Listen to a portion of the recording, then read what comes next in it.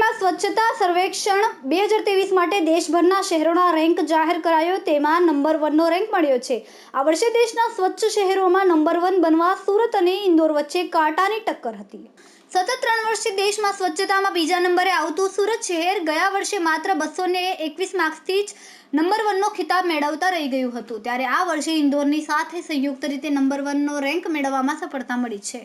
દિલ્હી ખાતે યોજાયેલા કાર્યક્રમમાં સુરતના મેયર અને પાલિકા કમિશનર દ્વારા સર્ટિફિકેટ અને એવોર્ડ સ્વીકારવામાં આવ્યા હતા। સુરતનો નંબર આવતા ગર્વ વ્યક્ત કરતા દક્ષેશ માવાણીએ કહ્યું કે આ રેન્ક માટે ઘણા સમયથી પ્રયત્નો કરવામાં આવતા હતા, જેમાં પાલિકાના નાના કર્મચારીથી લઈને તમામ નાગરિકોનો સહયોગ મળ્યો છે, જેથી આ રેન્કના આપણે હકદાર બન્યા છે, જેથી આ રેન્ક તમામ સુરતીઓને આપે છે। કેમેરામેન સેન્ડલ વિરાણી સાથે વિશાલ છેઠા, માનવ પ્રભા ન્યૂઝ, સુરત।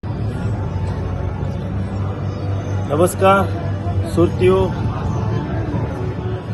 સુરતીઓના યોગદાન અને સહયોગથી સુરત શહેર સુરતીઓના દિલમાં સતત ધબકતું રહે છે અને આજે આખા દેશમાં, ભારત દેશમાં સુરત સ્વચ્છતામાં નંબર 1 રેન્ક પ્રાપ્ત કર્યો છે।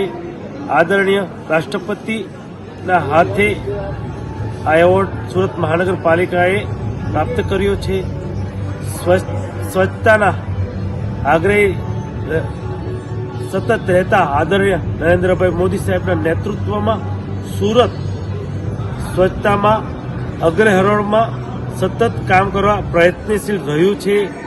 મન કી બાતમાં પણ આદરણીય પ્રધાનમંત્રી નરેન્દ્રભાઈ મોદી સાહેબે સુરતની સ્વચ્છતાની વાત કરી હતી, તે બદલ હું આદરણીય પ્રધાનમંત્રીશ્રીનો આભાર વ્યક્ત કરું છું તમામ સુરતીઓ વતી। સુરત શહેરને આજે સમગ્ર ભારત દેશમાં સ્વચ્છતા સર્વેક્ષણમાં પ્રથમ ક્રમાંક મળ્યું છે અને પહેલીવાર સુરત સમગ્ર દેશમાં પ્રથમ ક્રમે આવ્યું છે।